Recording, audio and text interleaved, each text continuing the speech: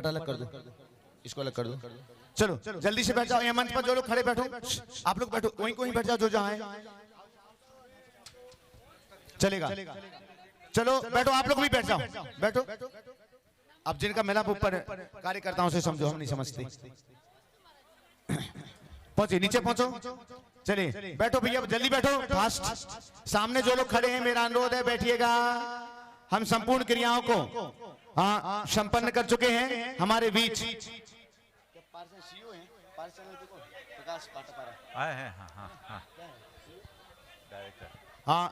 पारस channel के director Shri Prakash ji Modi भाटा पारस हमारे बीच ही आ जाएं। श्रीफल समर्पित करके महाराज श्री के मंगल आशीष ग्रहण कर लीजिएगा। आइएगा शीघ्रता से, श्रीफल दो एक। लेके आए, वो लेके आए। अच्छा लेके आए, आ जाओ। प्रकाश जी, सुमन जी, मोदी। हाँ सुमन नहीं तो नाराज है सुमन जी। चलेगा, महाराज श्री के श्री चरणों में अपनी विनम्र प्रार्थना रख रहे हैं। आइएगा बंधुओं, ये सौभाग्य है हम सभी का, चिरमिरी की इस छोटी सी नगरी में, छोटी सी समाज के बीच एक बड़ा भव्यतम आयोजन हम सभी लोगों ने संपन्न किया हुआ है। आज महाराज श्री के मंगल चरण सन्निधि में मूल नायक महावीर भगवान, बैठो ना भैया, आप लोग के इंतजार में काय खड़े हो। मूल नायक महावीर भगवान को उनकी मूल वेदी में विराजमान किया, सभी जिन बिंबों को विराजमान किया है, और साथ ही साथ विश्व शांति महायज्ञ हवन भी संपन्न हो गया है। हम यहाँ से महाराज श्री का मंगल आशीष प्रवचन अभी लेंगे, और इसके बाद हम यहाँ से श्री जी को लेकर के, चलो अब सीधे निवेदन, अब कर ले, हम महाराज श्री के साथ में श्री जी को लेकर के यहाँ से चलेंगे, और उसके बाद श्री जी को विराजमान करके संत निवास का शिलान्यास संपन्न करेंगे। एक ही शिलान्यास अभी हम करेंगे, कीर्ति स्तंभ के लिए हम व्यवस्था देखते हैं क्योंकि अभी वो ईंट का बना हुआ है। प्रवचन करा बता चलेगा, हाँ संत निवास का शिलान्यास करेंगे। दोनों हाथों को जोड़िएगा, हम अपनी ओर से, आप सबकी ओर से पूज्यवर के पावन चरणारविंद में मंगल आशीष वचनों के लिए निवेदन करते हैं। हे महाराज श्री, नमोस्तु नमोस्तु नमोस्तु। सभी लोग अपने दोनों हाथ जोड़ ले और मेरे साथ महामंत्र के स्मरण के लिए अपना मानस तैयार करें।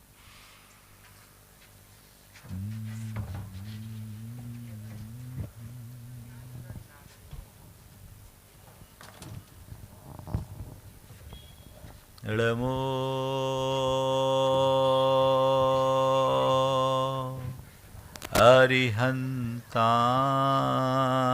अरिहन्ताणम्, नमो अरिहन्ताणम्,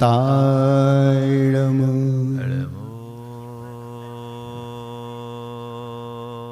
सिद्धाय, नमो सिद्धाय, नमो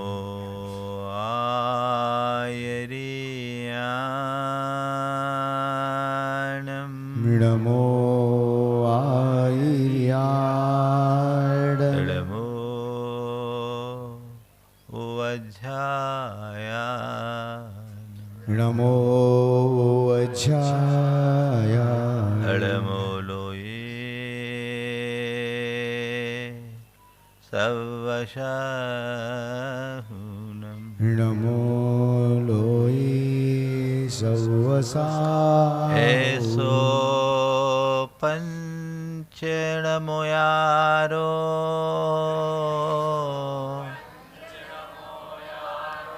सवपावपनाशनो, शवपावपनाशिनो, मंगलाळं च सवेशिं, मंगलाळं च सवेशि, परमं होयि मंगलम्, परमं होयि मंगलम्।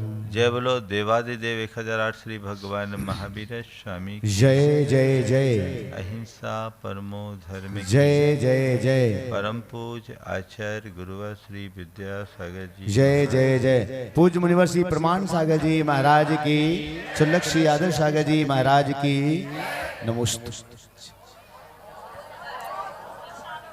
एक सेठ भगवान के मंदिर में जाकर भगवान के सामने शिकायत कर रहा था, हे भगवान, मैं तेरा इतना बड़ा भक्त, रोज सबसे पहले मैं तेरी पूजा करता हूँ, थाल भर भर करके बहुमूल्य रत्न चढ़ाता हूँ, लेकिन तू मेरी सुनता क्यों नहीं? तूने मुझे संपत्ति तो दी पर स्वास्थ्य क्यों नहीं दिया? तुमने मुझे संतान तो दिया, लेकिन स्नेह क्यों नहीं दिया, संस्कार क्यों नहीं दिया? हे भगवान, आखिर तू मेरी सुनता क्यों नहीं है?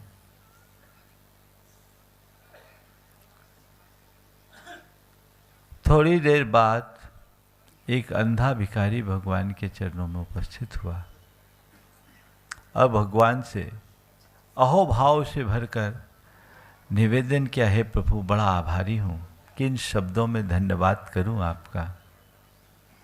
माना मेरी आंखें नहीं है, पर तेरी कितनी बड़ी कृपा है कि मेरे पास पैर है। आपने मुझ पर कितनी बड़ी कृपा की कि मुझे 2 पैर दिए, सबल पैर दिए। आज उन पैरों के बल पर मैं आपके चरणों में आकर मत्था नहीं टेक पाता हूँ। मैं भले आपको नहीं देख पाता, पर आप तो मुझे देख लेते हो, मेरा जीवन निहाल हो जाता है।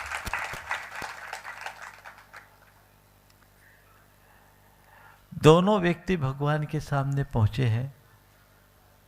एक के हृदय में शिकायत है, तो दूसरे के अंतस में धन्यवाद का भाव।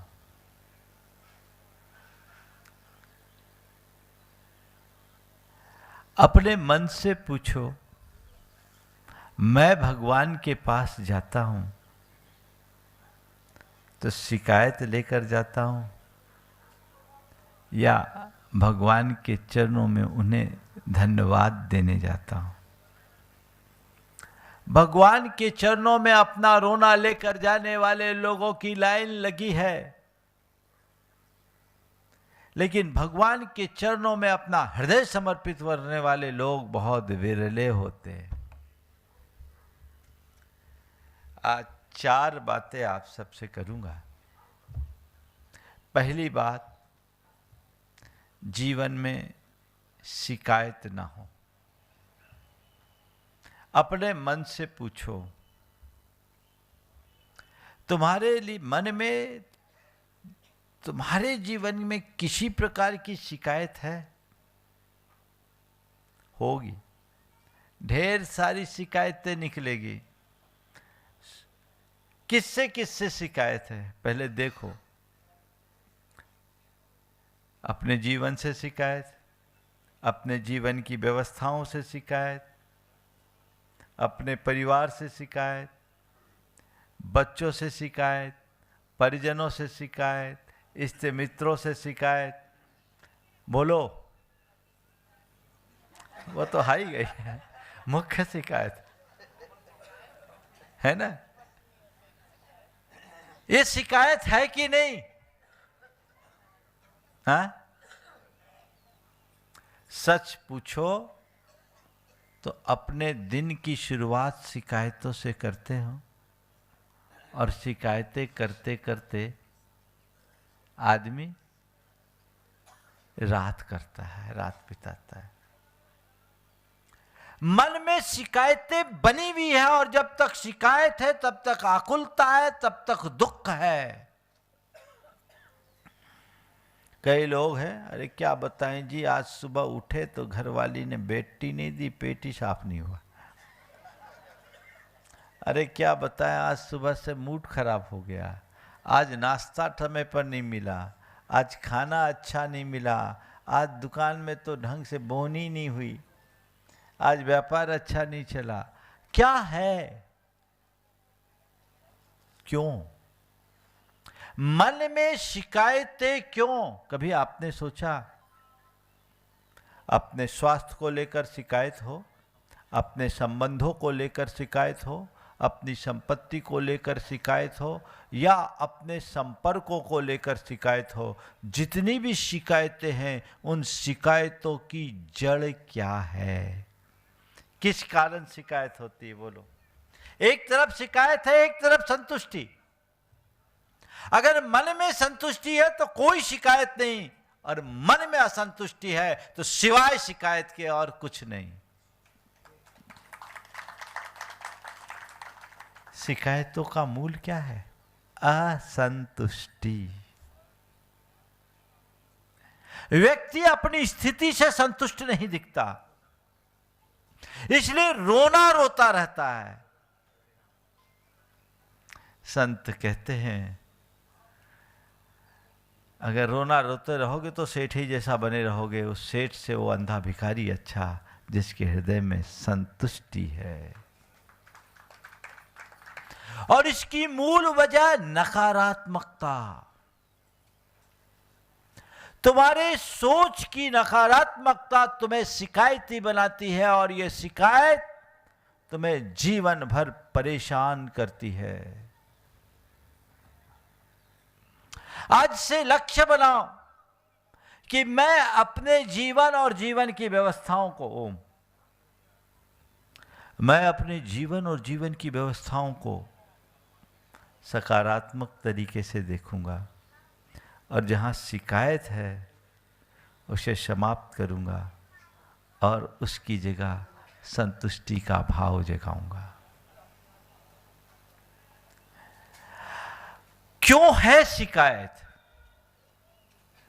जहां असंतुष्टि है वहां संतुष्टि भी आ सकती है यदि सोच ठीक बने तो। एक बार एक बहन जी ने आकर के अपने पति की शिकायत की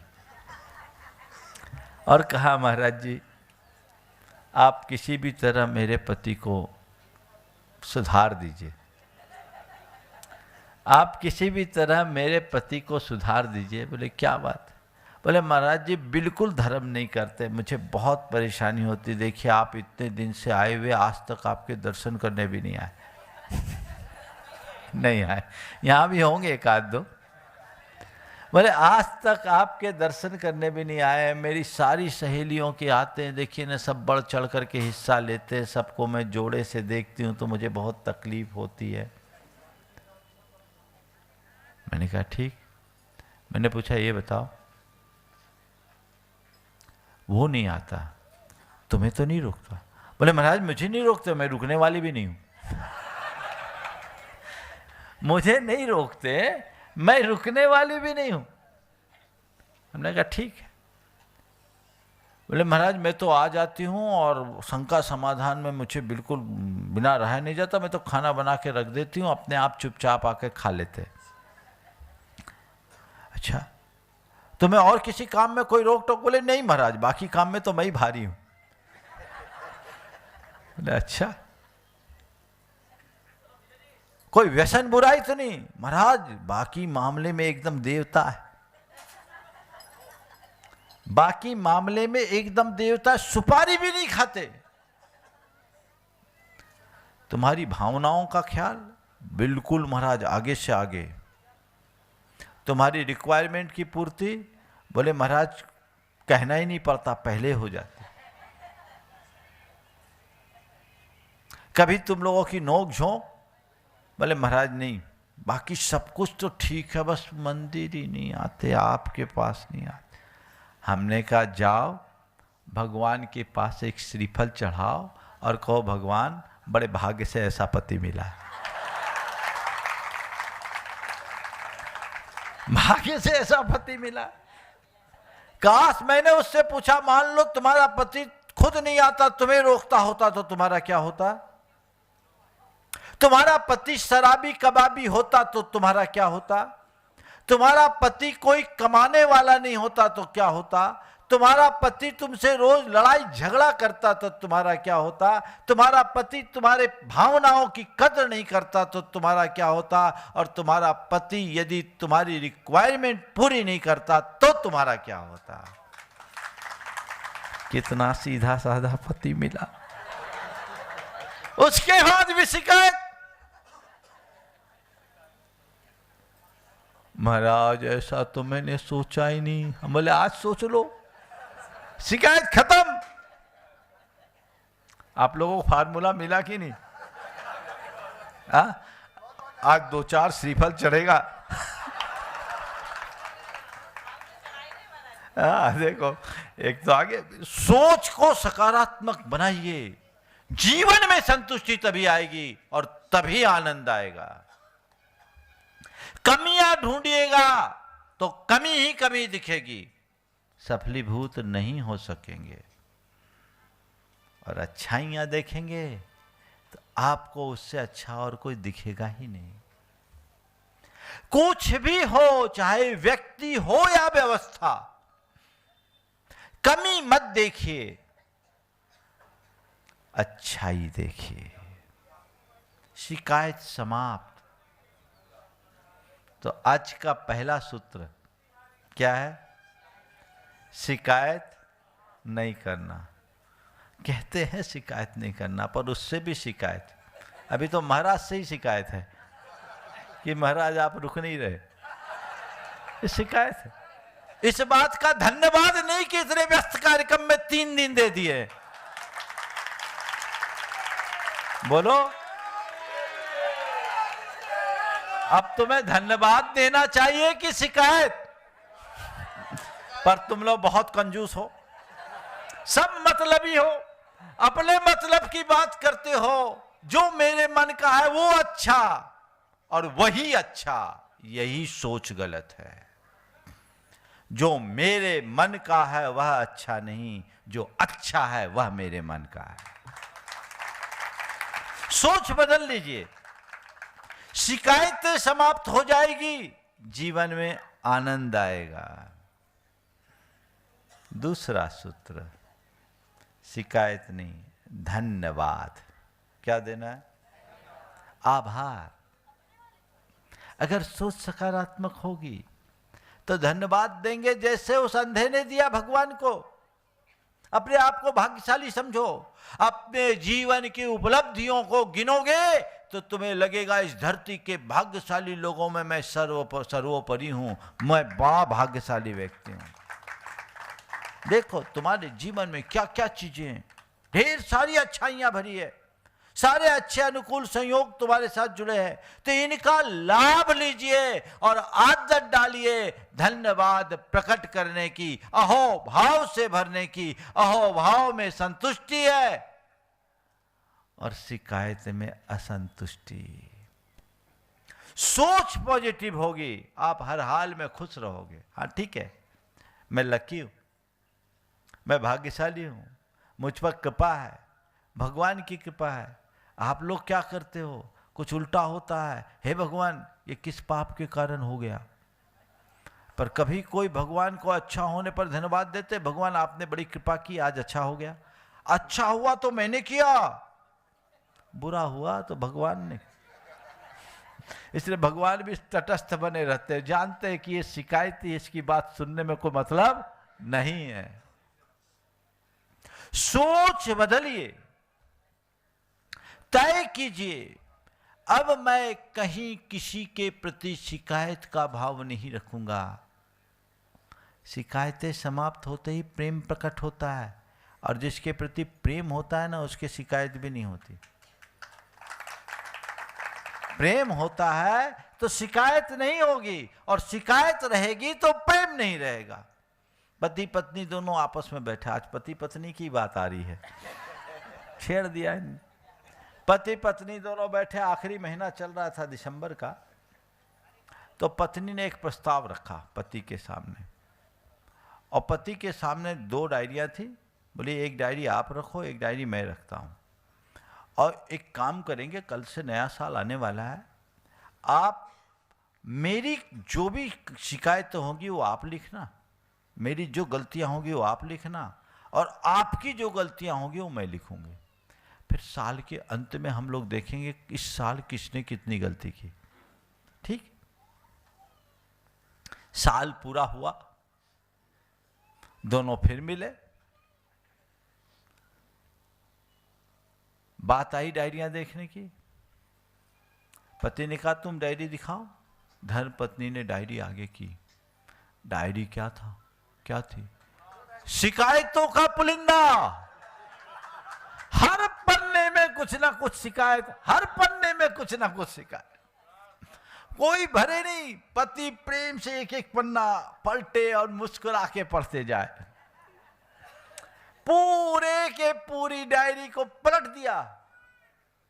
और जब पूरी डायरी पलट दी, रख दिया। बोला आप अपनी डायरी दिखाओ। उसने अपनी डायरी धीरे से बढ़ा दी, पूरी डायरी बढ़ा दी। अब पत्नी हैरान, डायरी पलटे तो उसमें कुछ लिखा ही नहीं, पूरी डायरी खाली। अब वो एक एक करके पन्ना पलट रही। उसने कहा मैंने पलटा, तुम भी पलटो। पलटा पलटा, पूरी पन्ना पलटने के बाद जब 31 दिसंबर के पन्ने पर आई तो उसमें एक वाक्य लिखा था, तुम्हारे प्रति होने वाले प्रेम ने मुझे तुम्हारी गलतियां देखने ही नहीं दी, तो क्या लिखूं। तुम्हारे प्रति उभरे प्रेम ने मुझे कोई गलतियां देखने ही नहीं दी, मुझे गलतियां दिखी ही नहीं, तो क्या लिखूं। बहुत बहुत धन्यवाद। ऐसा किया जा सकता है? बोलो। हाँ?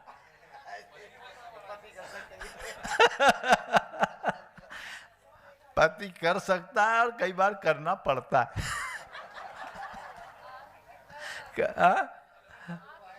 अगले साल आएगा, करना पड़ता है। एक दफे मैंने ऐसे ही पूछा कि मान लो भोजन करने के लिए बैठो और सब्जी में नमक कम हो या ना हो, तो क्या करोगे? चुपचाप खा लोगे या शिकायत करोगे? चुपचाप खा लोगे कि शिकायत करोगे? तो एक ने कहा महाराज चुपचाप खा लूंगा। भरी सभा में कहा चुपचाप खा लूंगा। मैंने कहा बड़ी क्षमता है। मैंने कहा बड़ी क्षमता है। उसकी पड़ोस में उसका दोस्त बैठा था, बोले महाराज समता ममता छोड़िए, इसी में खैरियत है, नहीं तो वो भी नहीं मिलेगी। नहीं तो वो भी नहीं मिलेगी, वो भी गई। हृदय में प्रेम सकारात्मकता से बढ़ता है। एक फार्मूला बनाइए, जीवन का एक सूत्र बना लीजिए कि मुझे सब चीजों को सकारात्मक दृष्टि से देखना है। जहां शिकायत वहीं धन्यवाद उभरेगा।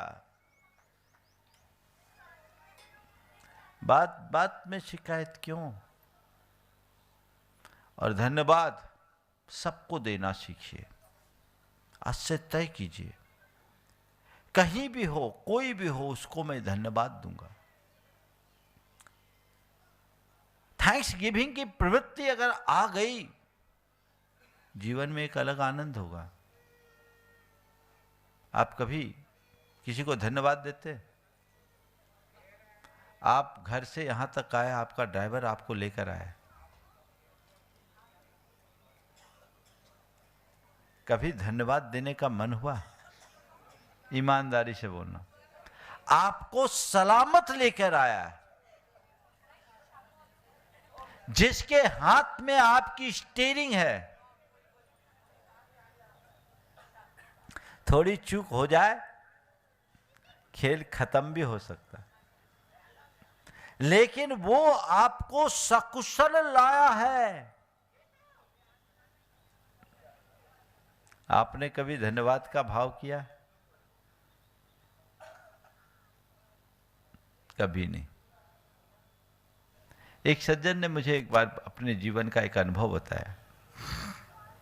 बोला महाराज जी, आपसे प्रेरित होकर मैंने धन्यवाद देने की आदत बनाई। मैं मुंबई गया।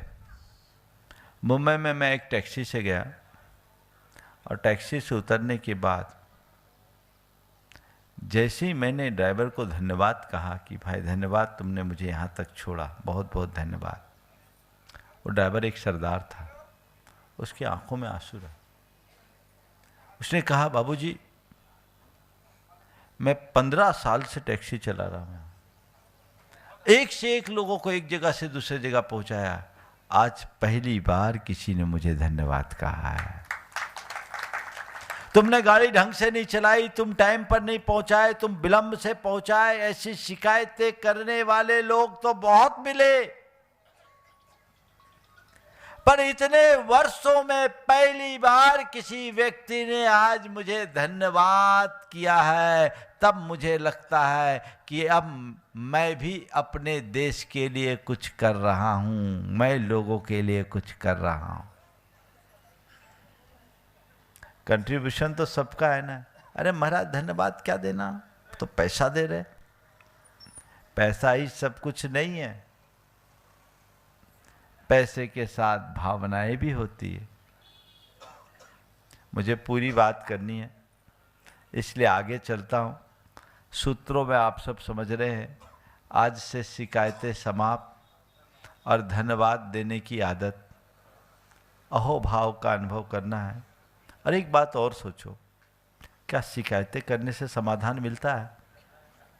बोलो, अपने अनुभव से बोलो, शिकायतों से समाधान मिलता है या समस्या बढ़ती है?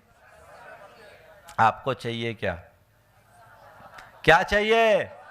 तो समाधान किस में है? संतुष्टि में है, शिकायतें समाप्त करने में है। हम उलट करके धन्यवाद देने की आदत डाल दें तो जीवन में बहुत बड़ा परिवर्तन आ सकता है और वो आनंद से भर सकता है। यदि सोच सही होगी तो सब कुछ ठीक होगा। तीसरी बात, फरियादी बनने की। कुछ लोग होते हैं, जीवन में कोई कष्ट आए, कोई संकट आए, कोई परेशानी आए, कोई मुश्किल घड़ी खड़ी हो, सीधे भगवान के पास अपनी फरियाद लेके चले जाते हैं। हे भगवान, मुझे पार लगा दो। हे भगवान, मेरे कष्टों का निवारण कर दो। हे भगवान, मेरे दुखों को दूर कर दो। है ना? कुछ हो तो पहुंच गए भगवान के पास। भगवान मुस्कुराते हैं जब कोई फरियाद लेकर भगवान के पास जाता है। भगवान कहते हैं, ये मेरे पास आया, मैं कर क्या सकता हूं इसका? जब मैंने इसे सबल शरीर दिया, अच्छी बुद्धि दी, उसे सब प्रकार की क्षमताएं दे दी, वो अपनी क्षमता का उपयोग करे और अपनी समस्या का समाधान खुद ढूंढे।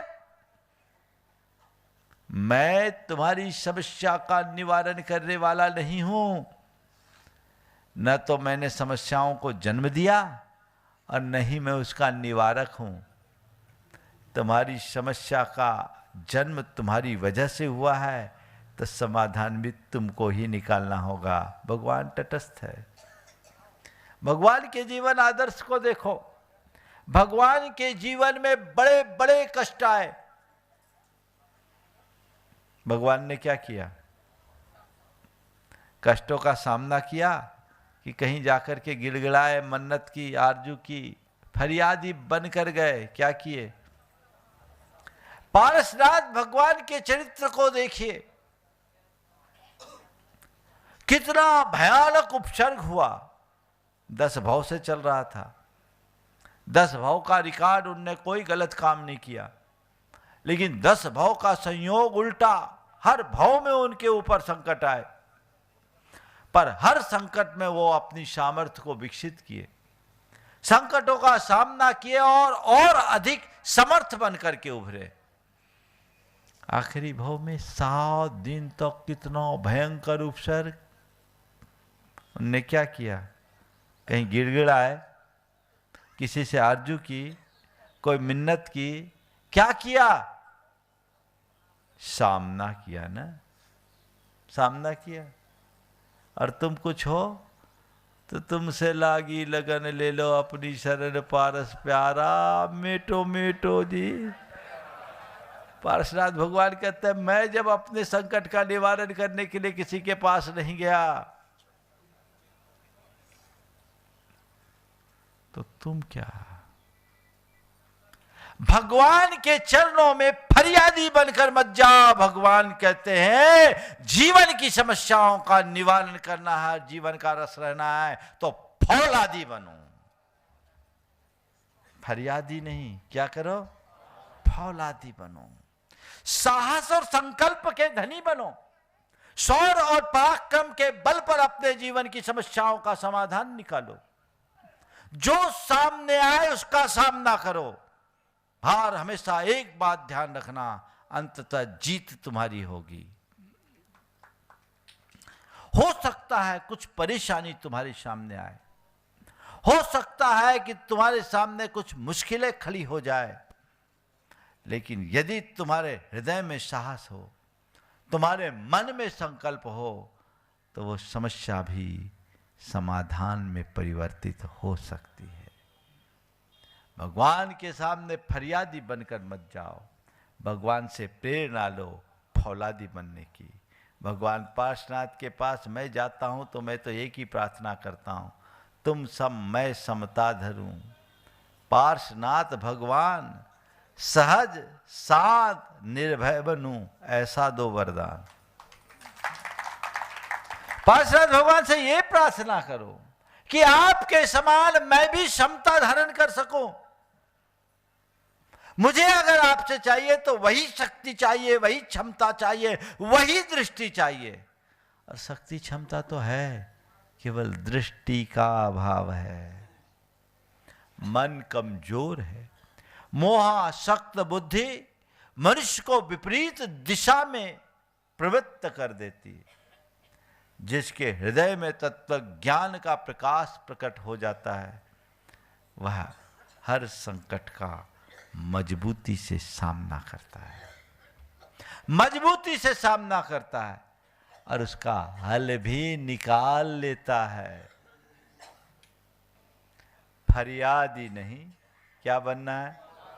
फौलादी। मैं एक ऐसे व्यक्ति को जानता हूं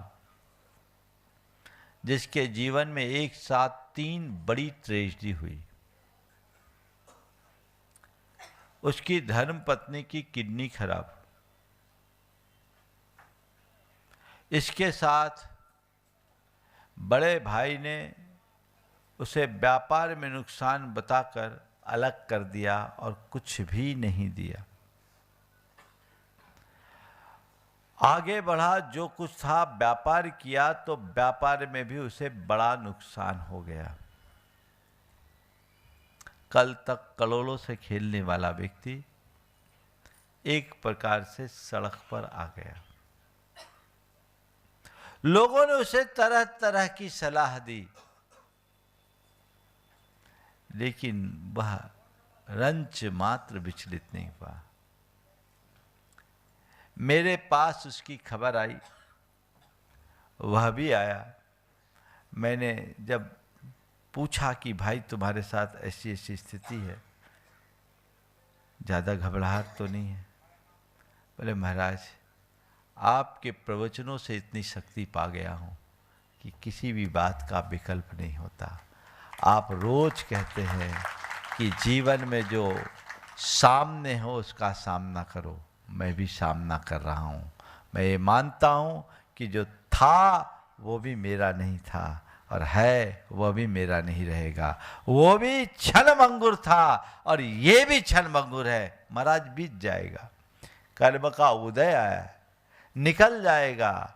मेरा तो आपसे इतना, मैं आपके प्रवचनों से इतनी प्रेरणा पा चुका हूँ कि मैं इस विश्वास में जीता हूँ कि मेरी आत्मा का एक प्रदेश भी इधर से उधर होने वाला नहीं है। जो कुछ भी हुआ है और हो रहा है वह महज संयोग है। जिस मनुष्य के हृदय में ऐसा तत्व ज्ञान होता है, वो बड़ी सी बड़ी बाधा में भी विचलित नहीं होता, वही फौलादी बनता है। और ज्ञान मनुष्य को फौलादी बनाता है। मजबूत बनिए, बी स्ट्रांग। अपनी समस्याओं का सामना खुद कीजिए। किसी के पास रोने के लिए कोई लाभ नहीं है। रोने से होगा क्या? थोड़ी बहुत कृत्रिम सहानुभूति प्रकट कर देगा, अंदर हंसेगा, और हो सकता है तुम्हारी मजबूरी का फायदा उठाने के लिए कोई जाल भी बिछा दे।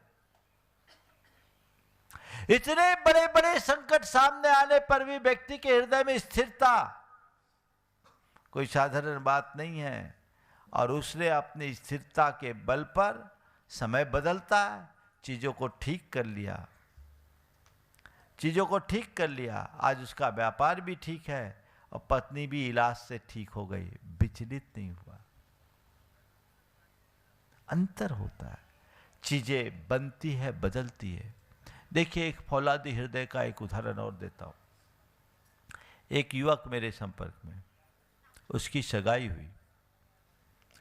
सगाई के बाद अचानक उसकी तबीयत बिगड़ी, क्रेटाइन का परसेंटेज बहुत बढ़ गया। डॉक्टरों ने कह दिया इसकी किडनी खराब है। लड़के ने अपनी होने वाली धर्मपत्नी से कह दिया कि अब मेरा जीवन जोखिम में है, अभी तो केवल सगाई हुई है, तुम किसी और को देख सकते हो, मैं नहीं चाहता कि मेरे पीछे तुम अपना जीवन बर्बाद करो। लड़की ने कहा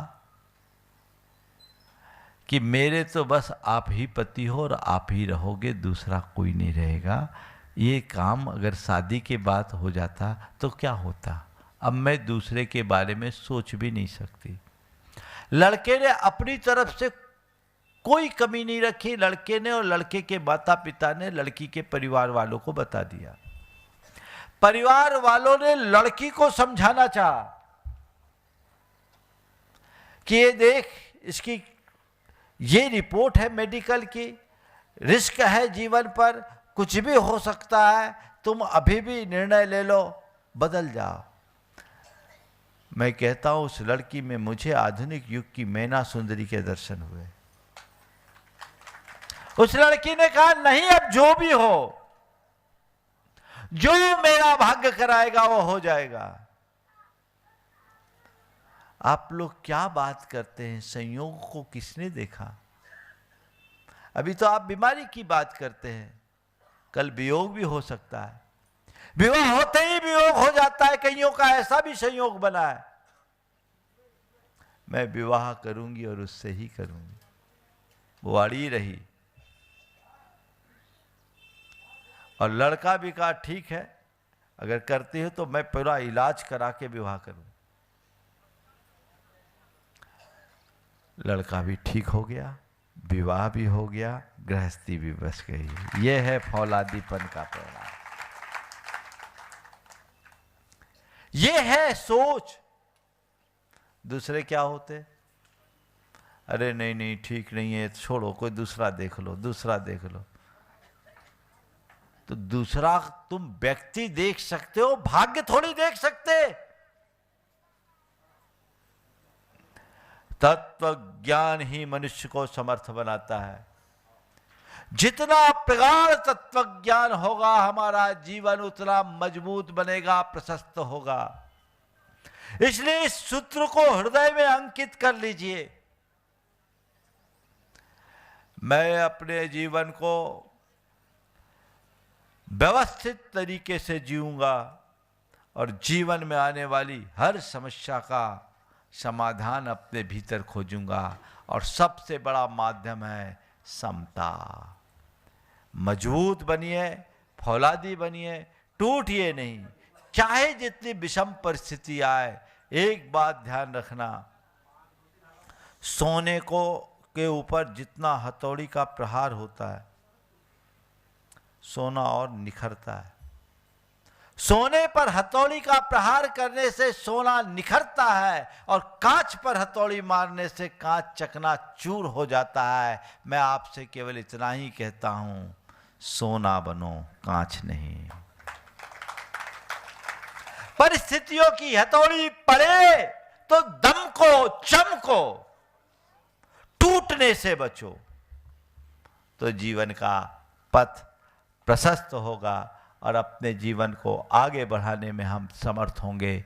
जो छोटी छोटी बातों से विचलित होते हैं, व्याकुल हो जाते हैं, वे कहीं के नहीं रहते। एक सूत्र याद रखो, मेरे हाथ में प्रयास है, परिणाम नहीं। प्रयास करना मेरा काम है, जो मुझे अंतिम क्षण तक करना है। परिणाम जो आए उसे सहज भाव से स्वीकार करना है। सब कुछ खो जाए, पर मुझे अपने जीवन की सहजता को खंडित नहीं होने देना है। तो आज से शिकायत की जगह धन्यवाद और फरियाद की जगह फौलादी बनने की दृष्टि अपने भीतर विकसित करे, जो हमारे जीवन को बेहतर बना सके। आप लोगों को ये संयोग बहुत अच्छा मिला। 3 दिन तक आप लोगों ने बहुत उत्साह के साथ लाभ लिया। इन 3 दिनों में जो आपने पाया है, इसे अपने जीवन की अक्षय निधि बनाएं। ये 3 दिन के आयोजन तक सीमित होकर के न रह जाए। हम अपने हृदय में धार्मिकता के साथ साथ आध्यात्मिकता को प्रतिष्ठित करें।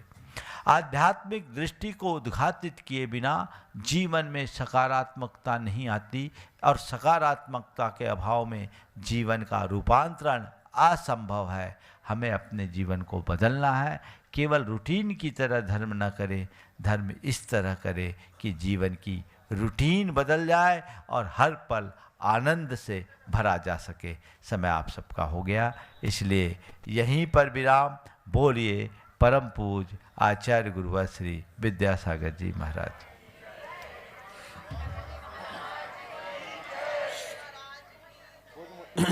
पूज्य मुनिवर श्री प्रमाण सागर जी महाराज की चलेगा। अभी यहाँ से हम जिनवाणी वंदना के बाद में श्री जी जिनके हैं तीनों परिवार के, वो हाथों में जल लेकर के